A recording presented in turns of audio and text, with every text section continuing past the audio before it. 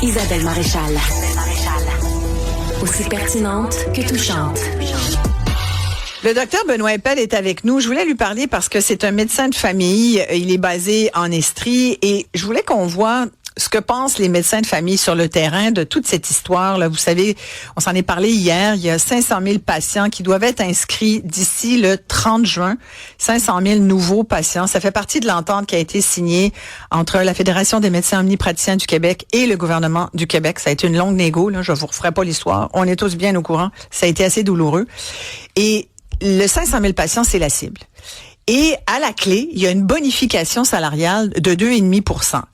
Derrière cette course contre la montre, parce que c'est le 30 juin, c'est bientôt, il y a plusieurs questions qui sont inquiétantes. Hier, j'ai parlé avec le Collège des médecins parce que le mois dernier, ils nous avaient aussi sonné un peu l'alerte en disant, là, le président du Collège des médecins, le docteur Gaudreau, à qui on a parlé hier, il était pas rassuré. Il brandissait même le code d'éthique en disant, il me semble qu'il y a des affaires qui se passent, que les médecins coupent les coins ronds. En gros, je paraphrase. J'y demandais des chiffres. Ils nous sont revenus. Le directeur des communications nous est revenu d'ailleurs avec certains chiffres. Je vais vous les donner tout à l'heure.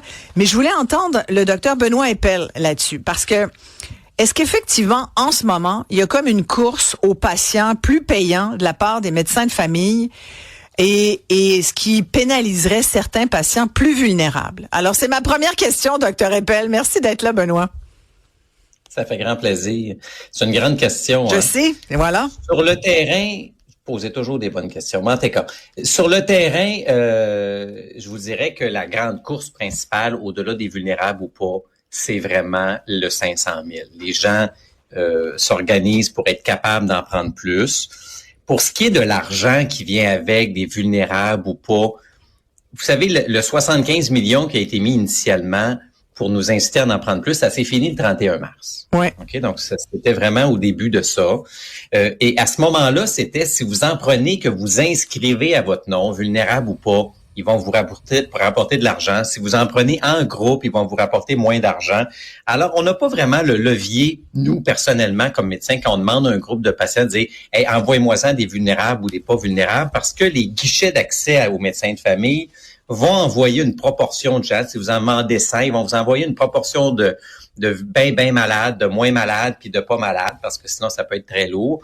Donc, on a plus ou moins le contrôle là-dessus, puis on peut pas vraiment savoir, nous, quand on les prend, s'ils sont vraiment vulnérables. Parce que la grande question, c'est quoi un patient vulnérable? Le gouvernement dit, prenez-en 180 000, mais moi, je vous le garantis, je n'ai pris quelques-uns.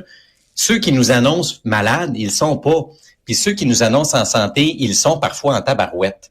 Puis la facturation va dépendre plutôt de l'état du patient dans notre bureau. Donc, c'est très difficile à savoir, très, très, très difficile à savoir. Ouais, mais la notion de patient vulnérable, quand même, c'est majeur. Puis là, ce qu'on semblait dire, puis encore aujourd'hui, c'est en une du Devoir, j'ai mon Devoir quelque part pas loin, oui, où on dit qu'entre autres, ce qu'on voit là, c'est que on a même coupé un petit peu les coins ronds pour faciliter cette espèce d'offensive d'inscription. En ce moment, le gouvernement du Québec a levé un processus de validation, c'est-à-dire on n'oblige plus la vérification de la réelle inscription. C'est-à-dire que pour un GMF, par exemple, pour être inscrit à un GMF, en ce moment, les gens se font envoyer une lettre chez eux. Fait que là, il y a plein de lettres qui partent de ma compréhension, Dr. Eppel, puis vous me direz, là. Il y a plein de lettres, si vous êtes au courant de ça, il y a plein de lettres qui sont envoyées, puis on considère, normalement, on dirait, on va vérifier, parce que là, le patient doit appeler au GMF, puis dire, là, ça a l'air que je suis inscrit, ça a l'air qu'il faut qu'on fasse ça. Mais là, c'est ça qu'on demande, là. Il faut que le patient s'inscrit. Parce que là, on considère qu'à partir du moment où la lettre est envoyée, c'est comme si c'est une inscription automatique, ça coche pour le 500 000. Mais d'un coup que Post Canada soit trompé de porte, d'un coup qu'on n'a pas livré, d'un coup que la personne est déménagée, d'un coup que c'est pas la bonne adresse, les gens vont quand même être comptabilisés dans le 500 000. Fait qu'il y a quelque chose qui marche pas, là. Ça fonctionnait. Ouais. Non, mais la façon dont ça fonctionnait au début, c'est que les gens recevaient une lettre. Ça, c'est au mois de mars. Ils recevaient une lettre. Ouais. Maintenant, moi, j'en prends 100. 100 personnes recevaient une lettre en disant, si vous voulez, Dr. Eppel est prêt à vous prendre. Si vous voulez, si vous acceptez, ramenez cette feuille. Ils avaient une feuille. Ramenez cette feuille signée au GMF. Puis on va vous inscrire sans vous voir, ce qu'on appelle, nous, sans visite. Ils sont inscrits. ça a changé au courant du mois d'avril ou peut-être il y a quelques semaines où la RAMQ a renvoyé des lettres aux gens en disant « Ramenez pas votre papier, on va vous inscrire d'emblée. » Donc, les 5 que j'ai demandé, on va les inscrire sans visite. Mais il faut que je les voie éventuellement, ces patients-là. Donc, il y a un délai. Mais vous pourriez ne pas les voir du tout, puis vous auriez quand même votre 231 $, là. C'est une bonne question. En fait, il y a un forfait aussi qui est donné quand on le voit, le patient. Si je décide d'en inscrire 100 puis de jamais les voir, l'argent rentrera pas. Le 231 qui est versé va être versé sur la base que j'en ai inscrit 100 sans visite. Mais si je finis jamais par les voir, tu sais, moi je vais en prendre 10 000, là, puis dans le fond, je vais prendre ma retraite l'année prochaine, ben il y a quelque part un mécanisme qui va arriver que l'argent, ils vont me la récupérer. Là, je pourrais pas partir avec tout non, parce qu'il y a quelque chose d'irréaliste là-dedans. Là. Ben, c'est sûr, je comprends. Mais les médecins sont pas fous, là. Docteur Eppel, les médecins sont pas fous. Ils vont juste dire un chiffre raisonnable. Chacun va en prendre un parti. Puis c'est facile d'envoyer des lettres. C'est ça que je veux dire, là. Puis hier, je vous parle. Mais les médecins se disent pas, je vais avoir l'argent puis je les verrai jamais. Puis ils se disent, ben je suis capable d'en prendre 50. J'en demande 50. Je les inscris sans visite. Puis dans la prochaine année, les malades, l'entente, c'est ça. Dans la prochaine année, vous deviez voir les vulnérables, puis d'ici 3 ans, les non vulnérables. Donc tranquillement, les gens, moi je le vis, là, j'en ai demandé 130. Ouais. Les gens appellent, il y en a qui appellent pas parce qu'ils s'en foutent, puis qu'ils n'ont pas de besoin, puis il y en a qui appellent, puis je les vois tranquillement. Je n'ai vu 30 sur 130. Mais ceux que je verrai pas, éventuellement, ils vont être retirés de ma liste, mais l'argent, je la verrai pas, là. Ils vont être, mais vous êtes payé quand, le 2,5 % de bonification, il tombe quand, normalement? Comment ça marche, cette bonification salariale? On reçoit quand on voit les patients. Oui. Si je les vois pas. Non, mais là, les nouvelles inscriptions, ça vaut de l'argent, là. Une nouvelle inscription, c'est 231 $, c'est bien ça? C'est ça. Puis il y a un petit supplément de 100 $, là. Si c'est un orphelin pur. C'est ça, là, qui inquiétait aussi, Dr Gaudreault, là, du Collège des médecins. Mais hier, parce que, là, ce qui semblait arriver sur le terrain des médecins de famille, c'est que les médecins de famille préfèrent des gens qui ne sont pas inscrits à un GMF, qui n'ont jamais reçu de lettre, qui sont considérés orphelins purs. Genre, jamais eu un médecin de famille, jamais reçu de lettre de rien. Ceux-là sont plus payants. Ils sont comme 350 $, là, total. Et hier, non, c'est pas ça le chiffre? Non, c'est pas ça comme ça. Ben, dites-moi. Le chiffre, c'est 231,75. 231 plus 100 et quelque chose. Non. Le chiffre, c'est 231,75. Donc, il y a une entente, une enveloppe non récurrente de 75 millions qui se terminait le 31 mars. OK.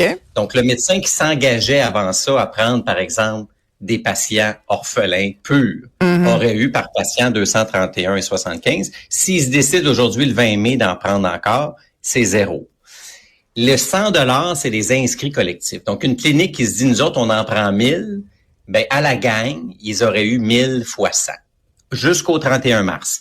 Et si ces patients-là, vous dites, moi, je l'ai vu, mon inscrit collectif, puis il est bien malade, je vais l'inscrire personnellement, la différence est versée, mais le maximum, il est toujours 231,75 et ça s'arrête au 31 mars. Et qui calcule donc, ça? C'est compliqué. Pas une scène de plus. C'est donc bien compliqué. Sincèrement, moi, je trouve que rendu là, on aurait dû vous donner 2,5 de plus, là. Puis on arrête le niaisage, on s'entend-tu? Non, mais je veux dire, c'est de la poudre aux yeux, cette affaire-là. Il voulait dire qu'il avait gagné. Exactement. Mais c'est de la poudre aux yeux. La population veut des soins, trouve que ça coûte cher. On a un gouvernement qui dit, si je mets une scène, je vous promets d'avoir plus de services. Puis on a une fédération qui va aller chercher de l'argent. Alors, tout le monde a gagné en disant, on a eu de l'argent, mais on s'engage à prendre 500 000. Et le gouvernement dit, ils se sont engagés à prendre 500 000. Donc, c'est très politique. C'est une négociation. Mais l'enveloppe initiale pour prendre plus de patients, elle n'a pas changé, là, malgré l'article du Devoir. Il n'y a pas une scène de plus qui a été mise avec l'histoire des 100 $ puis des 200 $. C'est ce qui avait été négocié à l'automne. Mais là, ça a été confirmé par la directrice des communications de la Fédération des médecins omnipraticiens du Québec, Marie-Sophie Lheureux. Nous, on a demandé encore de parler à la FOMQ, au président, mais il n'était pas disponible hier, il n'était pas disponible non plus aujourd'hui. Je pense, Laurence, on lui a demandé. Et là, ce qu'elle dit, c'est les modalités ont effectivement été ajustées afin d'éviter certaines lourdeurs administratives observées sur le terrain.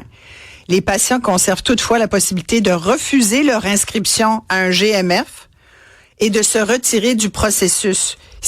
Et de rester donc un orphelin pur, je comprends, là. Ça, c'est ma compréhension. C'est ce que je disais hier aux auditeurs. Je disais, dans le fond, tu te souviens, Olivier, on disait, dans le fond, là, On veut pas recevoir la maudite lettre. On veut, parce que ça nous pénalise. On veut être un orphelin pur. Ben non, parce que moi, le patient là qui reçoit une lettre en disant vous avez un nouveau médecin de famille, il s'appelle Dr Eppel, vous pouvez le rejoindre à tel numéro. Si vous n'êtes pas d'accord, vous appellerez le GACO pour dire je refuse. Sinon, vous êtes inscrit. Quand vous aurez des besoins, vous avez le numéro de téléphone, vous appelez. Il est content, lui?